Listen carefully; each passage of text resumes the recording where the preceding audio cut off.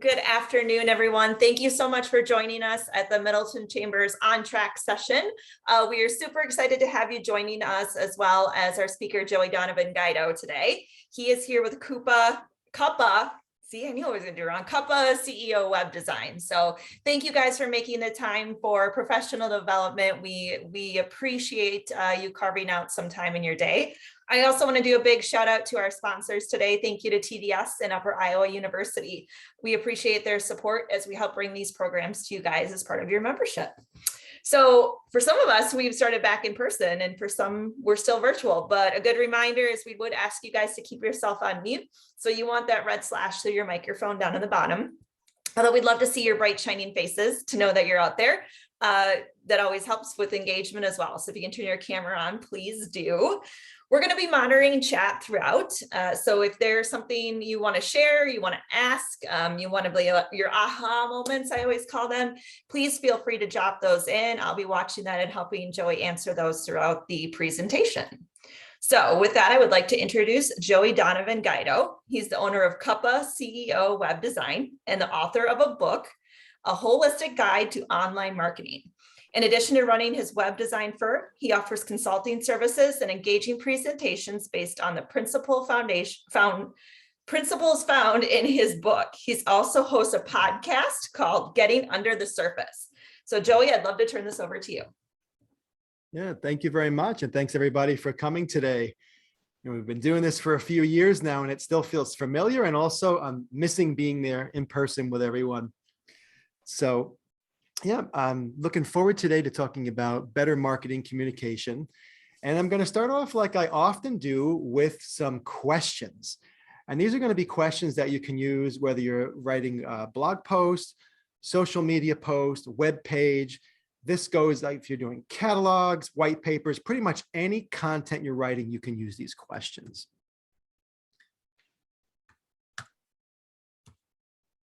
So we've got 3 of them plus a bonus. And the first one is, what is it? Second one is, what does it do? And the third one is, how does it help me? And I'm going to explain all these in just a moment.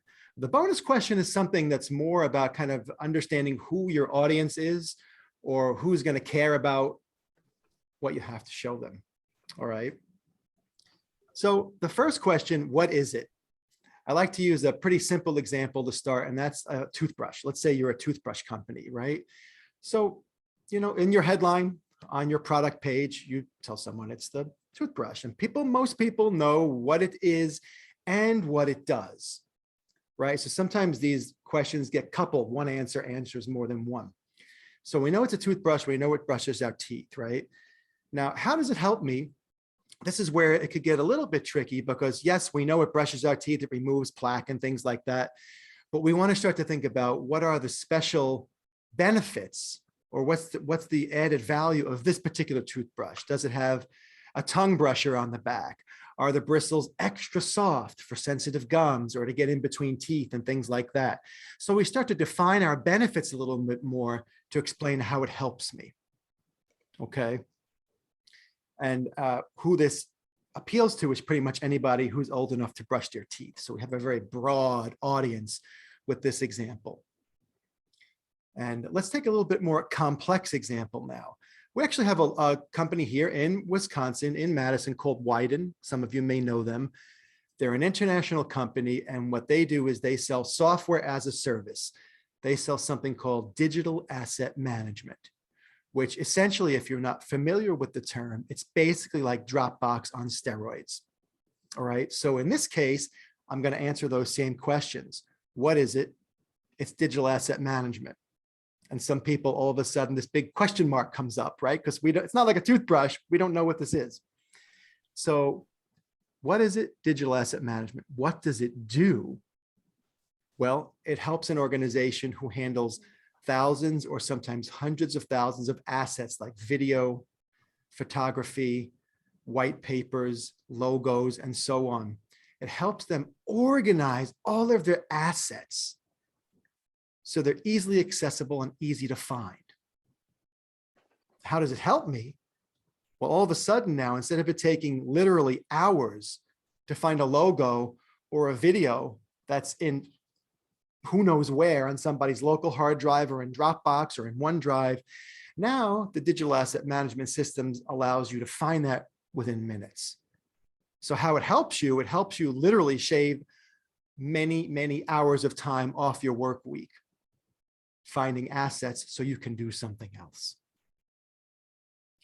And in this case, the target audience is much more specific, right? It's really business owners, it's businesses like universities, like hospitals that handle a plethora, there's a good word for you, a plethora of assets that just can really get tangled up really fast.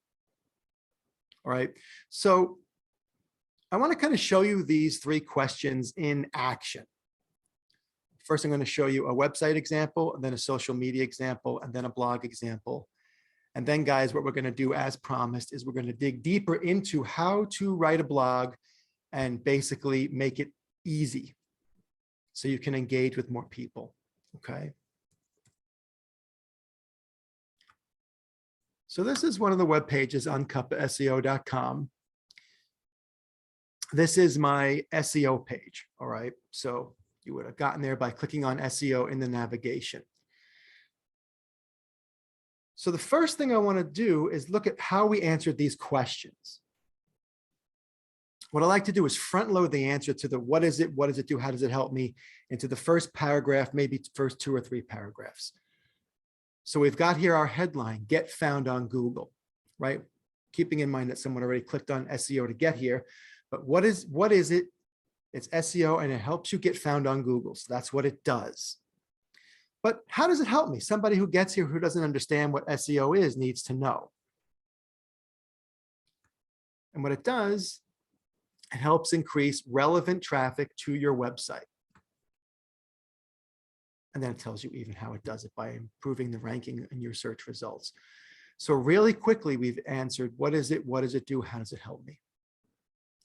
And this is something else I want to share with you guys. I like to create a hierarchy on a page that answers those questions super quick, but sometimes there's more information to share. So what we do is, and this goes into a little bit more into user experience and conversion methodology, is I like to put a nice, obvious button after I answer those 3 questions. So if someone says, yes, that's what I need, they click the button, they get in touch, we have a conversation. All right. The next thing is below the call to action button, we have a lot more information. Basically, it talks about our process, the questionnaire, the keyword report, optimizing your website content, and so on. This page also has some case studies on it and talks about the results we've had with our SEO efforts for different clients. The thing is, we don't want that website visitor digging around in here to find the answers to those 3 questions. And that's why we always put it right up at the top. Our next example is social media. And I'm going to be honest with you, I have trouble following my own questions on social media. It's something that's kind of a deficit for me. I know what to do, but I'm usually in such a rush to publish a post or to announce something that's going on. I don't always follow my own advice. I'm kind of like the plumber with the drippy kitchen sink. But I did find an example that can show you exactly how these questions get answered once again in social media. You could be overtly obvious and actually put, what is it do, how does it help me, when you're writing these, and that will help you kind of stay the course and stay on target when you're writing your content. So here, this is something we did a few months ago with Susan Weinschenk. She's an author and a wonderful woman. So this was our social media post. So once again, it answers, what is it? This is a series I have called 5 Questions With. So we know what it is. It's Questions with Susan. What does it do? We answer that right here. It's going to be talking about insights into behavioral science, user experience ethics, and how human behavior research can dramatically improve. And here's the, how can it help me? How it can dramatically improve the impact of an organization's products or services. So once again, we've gotten those questions answered right up front. And again, kind of same formula as before, where there's much more information below that, right? So those who want more information have access to it without it getting in the way of us engaging. So our third example, and this is in the resources section, guys, as well. We're not going to be talking about SEO too much today, but this is a blog post I wrote, and this will help you learn how to optimize your blog posts. All right. So again, here we've got our headline, 5 simple ways to optimize your blog for better SEO. We know exactly what this blog post is. And then in this first paragraph, we talk about what does it do? How to promote your blog to increase its visibility. There are a variety of ways, but one of the most effective remains search engine optimization. So what we're looking to do is promote your blog and increase its visibility, increase its reach.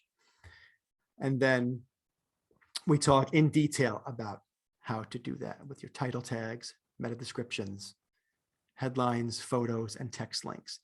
These are some of the major areas that you're going to want to optimize on every blog post. And as Kristen mentioned earlier, this is interactive. So if anybody has questions, feel free to pop them in the chat, and then we can address them as we go along. And then next up, what we're going to do is we're going to look at 6 ways to write a blog post, right? We're going to dive into that blog a little bit deeper now. Because a lot of times what happens is I've done a lot of blogging workshops and coached a lot of my clients. And quite often they really feel nervous and anxious about writing a blog post. So these 6 steps are going to be a way to help you kind of demystify it and also get more comfortable with it and get a process in place so it doesn't look like this huge mountain to climb to write a blog post.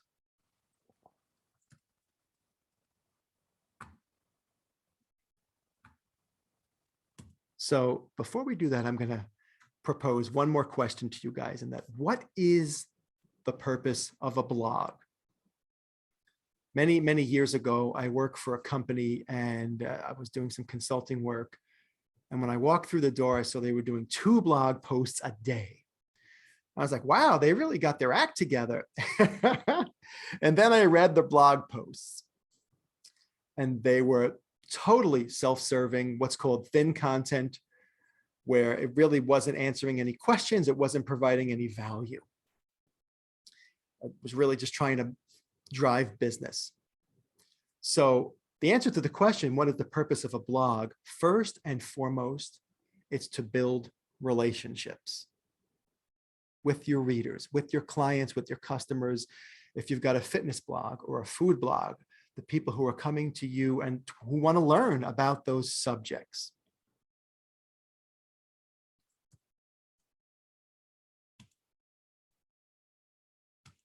Then we've got the first question, or the first of 6 spots where we're going to talk about today, how to create a blog post.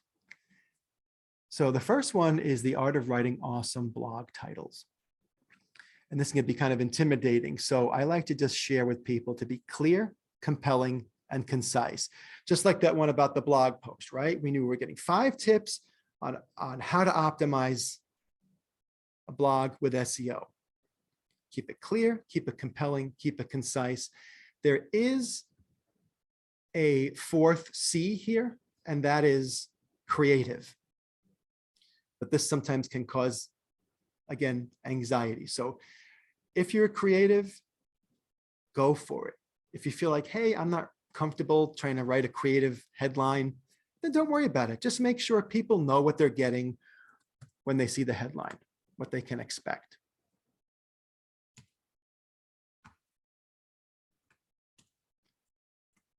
Next up is make your content rich.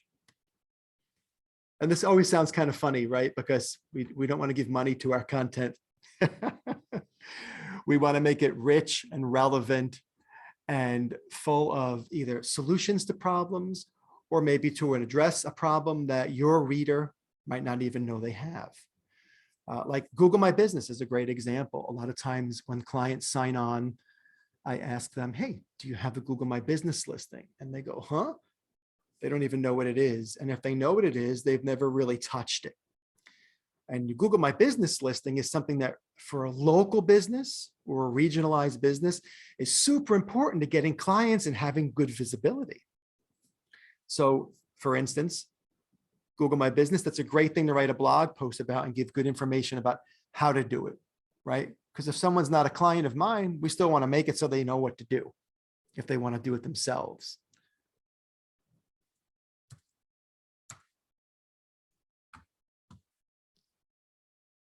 Next up is be the expert. And when I talk about being the expert, I bring this up because quite often, whether it's a team of 1 or a team of 100, organizations say, Joey, I just don't know what to write about. I don't feel like I have anything to say. And this is, touching on psychology for a minute, this touches on a lot of things: fear, anxiety, worry, the looming fear of rejection, or actually just being an imposter is often what comes up for clients when we talk about this. And then I say to them, well, don't you solve client problems every day? And of course they do. And I start saying, well, what kind of problems did they have? Well, we got this and we got that, and we got this other thing. 5 minutes later, they've listed off like 10 to 20 blog posts they could be writing about. So really an easy way to be the expert, because you're the expert, you don't realize, hey, not everybody knows about this stuff like I do. We just kind of start to, as human beings, think everybody knows. I struggle with this when I do a workshop. I'm like, gee, this is so simple. And then my wife says, yeah, it's simple to you, not to anybody else.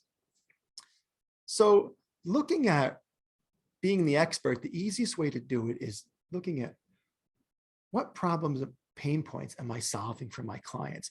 What services or products am I providing to them, right? Going back to Wyden, freeing up people's time.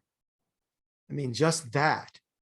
And there could be so many different ways with that digital asset management, how we do it, the different from meta tagging things to the organizational hierarchy of the digital asset management system, right? So we start talking about those product benefits.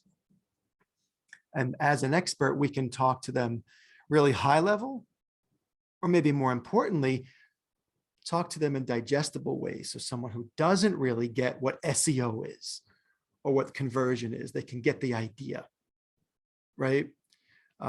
Saying SEO helps you get found on Google. Hey, I get that. I want to get found on Google. I've got a website. That's nice and easy, as opposed to me saying, well, SEO is implementing search engine optimization into 6 key areas on your website, starting with your title tags, your meta descriptions, and people like, just what? All right, Joey, we'll see you. All right, you get the idea. And don't forget, if you've got questions about any of this, to put them in the chat. The 4th thing is going to be to use an engaging image. Okay. And this is so critical, not just for blog posts, but for any web page and for any social media post. And it's critical because we want something to engage visually. And if that visual can be something that has an emotional tug to it, or something cute, right? Let's say we're the ASPCA and we want more people to come in the middle of a pandemic and get some pets for companionship and also to save the lives of these animals. We might want to use a cute cat picture or a cute puppy picture, right? For SEO and web design, it's kind of harder because everything is real technical. So what I've done is we've done custom photo shoots of Lego guys. You saw a couple of them there. And so it kind of humanizes the content on that page, if that makes sense. And that's really important because no matter what you're doing, whether it's technical or whether it's the ASPCA, first and foremost, we're looking to build those relationships, right? What we're talking about doing on your blog is true for all your online marketing. Because once we create that relationship with someone and they need what you, Tara or Christy or Kay, what you do, you're going to be top of mind because that relationship is in place. I know Faith is on the call. I can't see you right now. There you are. Faith is a fantastic videographer. And beyond that, she's also great at communication. So when she works with somebody, yes, they wind up with a great end product, but the whole process from beginning to end winds up being really positive and a good experience and kind of takes the stress off of making a video, right? Once I know Faith, man, whenever anything comes up from my business, when somebody needs a videographer, I'm getting in touch with Faith to do the work. And this kind of sounds oversimplified, but I think we can easily forget that in a world of a pandemic, of Zoom, and for many, many years of everything's online, we forget the power of one-on-one human interaction. And the more we can get that interaction on that digital page, the better off we're going to be. And plus, we might make some friends along the way as well.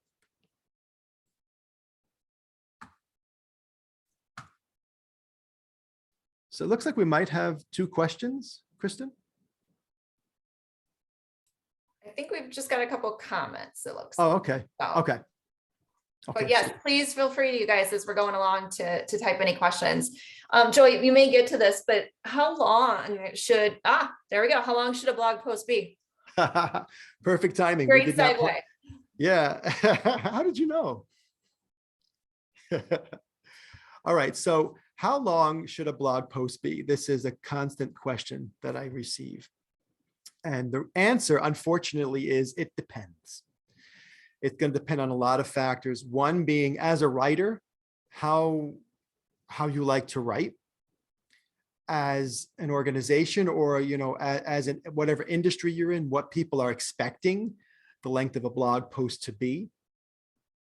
Usually the best advice is make it long enough so that you have at least one point fleshed out enough so that you're giving somebody good, rich, relevant information. Going back to making the content rich, right? So the average length of a blog post is typically around 500 words. That's enough to kind of dive in a little bit under the surface of a topic, give some good information, and kind of get out. So for many years, we did work with First Choice Dental. This is a while back when Hillary Cleese was running the marketing department there. And that's a really good example, though, because with people, if they were reading the blog, they wanted to read about hey, how to easily remove plaque, or how to easily, kind of floss, right? If someone here's the 5 best products to use if you've got tight teeth, or if someone's just learning how to floss or whatever. But that reader, we found, didn't want 1,000 or a 2,000 word in-depth article. It had to be kind of, open the door, turn on the light, see what's in the room, and then move on with your day. When we work with clients like Wyden, it was completely different. There were 2,000 to 3,000 word blog posts. And there, everything was so technical, and we wanted to show our proficiency at what we did. And we were writing them for Wyden, that they needed to be that long so if you're comparing Wyden to a competitor, you were getting so much more depth of information just from a blog post that it created this trust and this validity of the company, kind of vetted them as true experts. I used to do something called a bleat, which was a blog and a tweet mashed up together. And this was when Twitter, I forget exactly the number, but it was a real short amount of characters you had. And I would triple those characters and create a bleat, thinking for me, it would take it less time to write, but that didn't happen. It still took at least a half hour. So long-winded answer is it depends. My advice is always write something so it feels like it's answering at least one question, and that you are not sitting there sweating over making it longer, or sweating over, is this too long? If your writing style is more verbose, that's okay. It's always better to push the content out there than not. Oh, Tara, question? Yeah, so in regards to that, at the bank that I work for, we do thought leadership articles, and my marketing department's always told us just write. And then if it gets too long, we'll put it into a series. Do you still recommend doing something like that? Or do people not maybe read enough that a series might be pointless because they're only seeing one article? Would you recommend, I guess I'm asking, to, instead of writing the series, chop it up more, make it more so that it's just done in one blog? Yeah. Thank you. That is a fantastic question. And series are great. And series are great for a few reasons. One is because it's giving you 5 or 6 pieces of content from that one original cornerstone copy, so to speak. And one way to get around, like, is anybody going to read the rest of them? It takes a little extra work, but either you guys or the marketing department has to go back in there. So you post the first one, right? And then when the second one posts, on the first one, you've got to put a link at the bottom, right? So more in this series. And then you have to do that for each one. So it becomes a little bit of a tedious task, but you can do that. One of the other benefits of this is creating multiple blog posts instead of just one long form one. Is you're getting fresh content out there more often. And that's something we're going to talk about in just a couple of minutes. And that's really good for Google, and that's really good for SEO. And in a lot of ways, it's good for the viewer because you're making it more digestible. You're not demanding as much of their time. And you're saying, hey, come back next time for part 2. You can always do a little teaser at the end of part 1, and, you know, for each piece.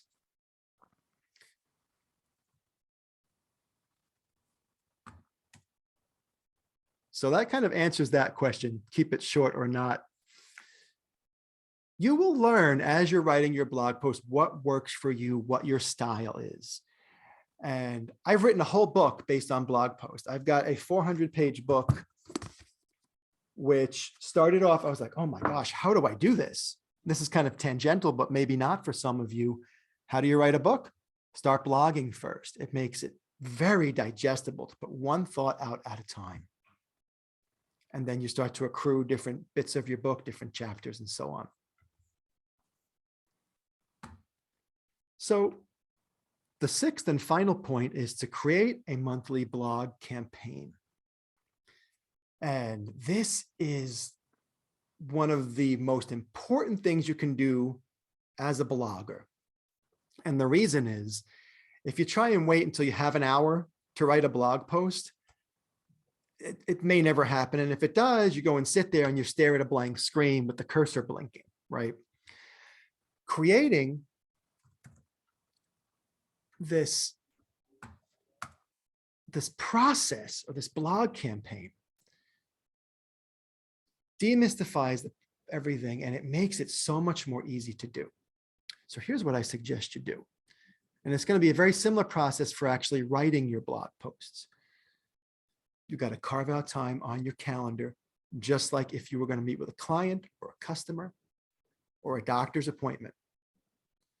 You pick what time works best for me in the week to carve out this hour where I'm going to sit down in February to create my blog proposal for March. And what you do in this blog proposal is you start to think about, what are my topics going to be? What are my headlines? Just kind of, no pressure, just kind of get some ideas down. What we do when we create them for clients is, you know, we put that working headline, we put that working topic, and then maybe write 2 or 3 sentences about it. Just a global view, kind of just an overview of what we want to write about. And then we move on to the next one. And what this does is, it does a lot of things. One is it prepares us now for March. When we sit down, we look at what we've constructed here in our blog proposal, and we say, oh yeah, I feel like writing about that. That just happened yesterday with a client. And you get to work, and it's so much easier. What this also does is it helps your subconscious mind start to work on these articles before you start to actually write them. And what you might see is you might start getting ideas, that jot them down somewhere in a notebook, in that document that you created for the proposal. document it somewhere on a napkin, doesn't matter, because you will start to get the ideas and start to put together the blog post kind of just through your day, which of course makes it easier to write. Setting that time aside and respecting it just like it was a client meeting is critical to getting your blog posts written. And it's the same deal with actually writing them. If that's a good time for you, let's say it's Monday at 10 a.m., which maybe not a good time for some. You write your blog proposal on the first Monday of the month, right? And then the next 3 Mondays, you write your blog post during that same time. It's habitual, like anything else, like exercise or brushing your teeth. There we go with that again. It's just something that we get in the habit of, and it becomes part of our routine.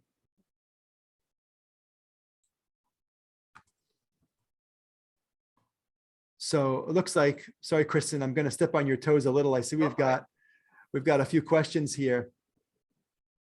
So how to publish? Okay, how to publish and how and where? So this is a great question. So if you have a website, if it's a WordPress website, it's pretty easy to add a blog to your website if it doesn't already have one. Okay. That's something typically takes us an hour to set up a blog for someone when we're building a site for them. So that's where you want to put it. If you are just getting started and you just want to blog and you don't have a business associated with it, at least not yet, you can go to, I forget if it's wordpress.com or wordpress.org, and you can set up a free blog with a free URL through them, or you can use one, pay for one, and make it say whatever you want. And then you just start writing in there. It's a lot like Microsoft Word. You start writing in there, and then you start publishing out to the world. Unfortunately, we don't have enough time to kind of dig into the nuts and bolts of that today. Another question here is, I hope that helped, RH. Another question is, how do you generate an audience for a blog from scratch when you have no real base followers? Another great question. So one is, you're going to want to throw some of that SEO in there. So when someone's looking for the topics you're writing about, they're going to naturally find you. And if you are a regionalized blogger or business, throw some regionalization into it. Madison, Wisconsin, Verona, Wisconsin, New York, New York. It will help with selling products, or if you have services like massage therapy, make sure you're regionalizing in there. And really generating an audience, it's got to start with your social media, with whoever follows you on LinkedIn, Facebook, Instagram. Start doing snippets like I showed you earlier with my Susan interview. Start showing those snippets of your blog on your social media, and then put a link in the comments. Put a link in the comments, not in the main body, because the social media platforms don't like comments in the main body. And what they do is they drop you off of visibility because of it. So less people will see your post on social media. So start there, start posting out, start seeing, if anybody's sharing what things are being of most interest to people. If it's a blogging 101 type of thing, I've got a lot of those on my website, and there's a lot of blogging information in my book as well. You write more of those, right? Because in the back end or on the editor side of WordPress, it'll show you how many people came and looked at this blog post and that blog post. So you can start to see trends in what's popular and what's gaining traction.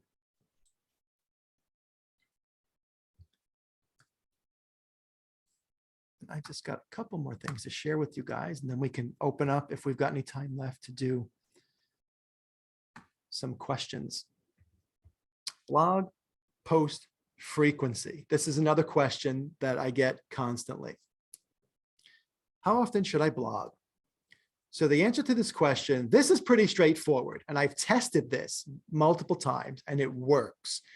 So if you can, the ideal scenario is to blog at least 1 time a week. Okay.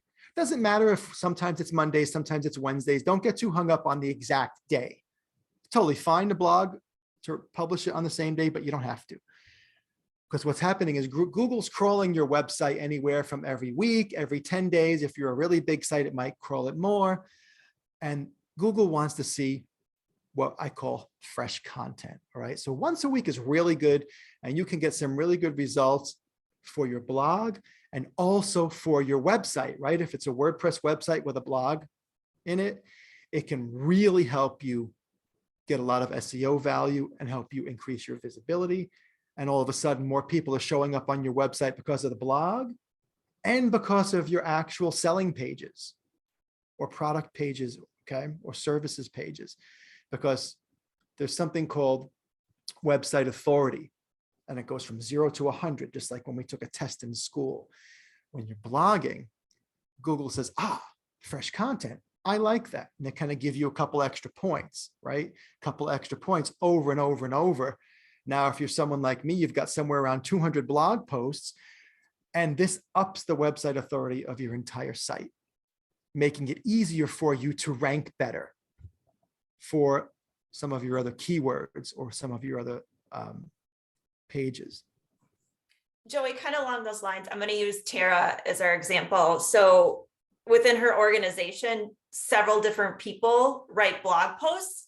So should it be Tara is doing it every week, or as long as someone from the business is doing it every week? Does it matter? It does not matter. As long as that fresh content is pushing out, you're good. I think we did have another question come in. Would you recommend creating a blog via WordPress, since it's set up specifically for that when they link it into your own website, or should you have it within your own website? So yes, this is a great question. This is something I was going to touch on. I thought maybe it was too technical. So when you are creating a blog, if you have a website, your blog needs to be a sub page of your website. I'm just going to show you what this looks like, because otherwise it's just too difficult. So here's one of my blog posts, right? And you guys can see up here, it's cuppaseo.com / and then there's the actual name of the blog post, right? This shows me the hierarchy or the structure of this blog post lives under the umbrella of cuppaseo.com. And this is important because when it's like this, how you see it here, it's just like having any other page. It's just like having my web design page. Google sees that blog post the same as it sees this, the same as it sees every other blog post as part of cuppaseo.com. If you've got a separate WordPress blog that's got a different URL, then all of a sudden, what's happening is instead of it saying cuppaseo.com and then the name of the blog post, you'll see something weird, like it'll say https://blog.cuppaseo.com. And what that means is it's a different website. And that different website does not give your website any credit for that blog post. So when Google crawls your website, it doesn't see the fresh content. It doesn't give you that authority bump. And it's almost, well, it actually is, you're creating competition for yourself with yourself. This used to be more of a problem back in the day when websites were more HTML based, when you'd want to add a blog, and it was kind of hard, right? Because it was hard for people to add an HTML blog to their website. So I do have a blog post about this. If you just type on cuppaseo.com, if you put HTTPS, if you put just put subdomain versus subpage, or email me and I'll send you the link. It's also in the book as well in more detail if this is confusing to you. So yeah, you want to make sure your blog is part of your website. And if it's not, talk to your web developer and see what your options are to make that a reality.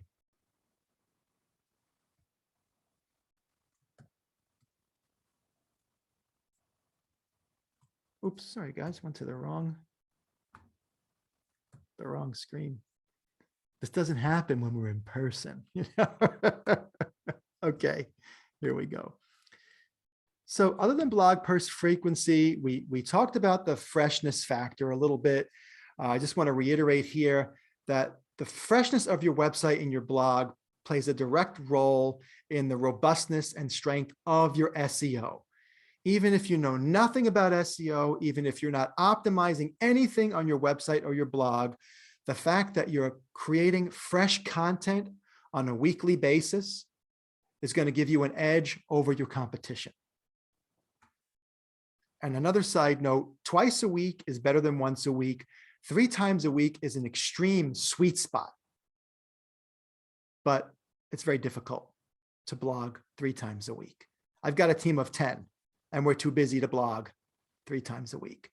So once a week is your baseline, and you can see some real good results from that. So just a couple more slides before I turn it back over to Kristen. This is just if you guys want to connect, there's cuppaseo.com for anything web design or SEO related. If you have questions or want to learn more about speaking, consulting, or my book, you can go to joeydonovangaido.com. If you want to kind of scour that blog post, 5 ways to optimize your blog post for better SEO, there's a link right here in the slides to that. And then also, if you want to check out my podcast, Getting Under the Surface, there's a link to that as well. It's fairly new, but it kind of mashes together. It's marketing, mindfulness, self-care, and relationships, including the relationship you have with yourself. So it really kind of puts everything into a big ball of wax, professional and personal life, and tries to help us all move to a better place. Any further questions? I think Tara might have another one. Okay. Yeah, so quick question, and I apologize if you went over this and I didn't catch it, but so this is awesome tips for developing content and thought leadership articles, so I appreciate that. What are ways that I can ensure that once I've done this and posted, that it's actually engaging communication with, you know, the target market that I'm really going after, or prospects? Mm-hmm. That's probably a long-winded answer, but I'll give you the short version. So first, always share your blog posts on social media, and you'll start to sharpen who that audience is by, if you're B2B, obviously you want to be on LinkedIn doing that. If you're B2C, Facebook is going to be better, right? But it's still good to put visibility on both of those platforms in addition to anything else like Instagram or Twitter that you use, because, you know, people on Facebook still run businesses or still may need the services that you do. So it doesn't hurt to put it out there. Always publish on your Google My Business listing as well. That's going to help elevate, again, the authority of your website. Publish on Google My Business.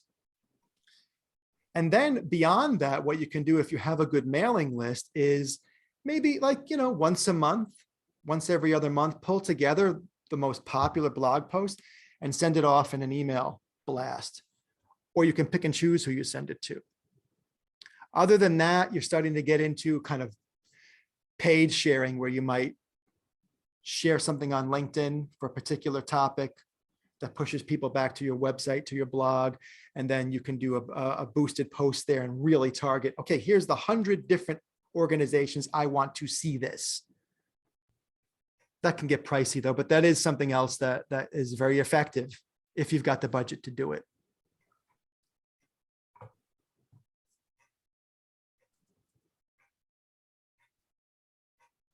All right, well, I am gonna share what's up and coming here.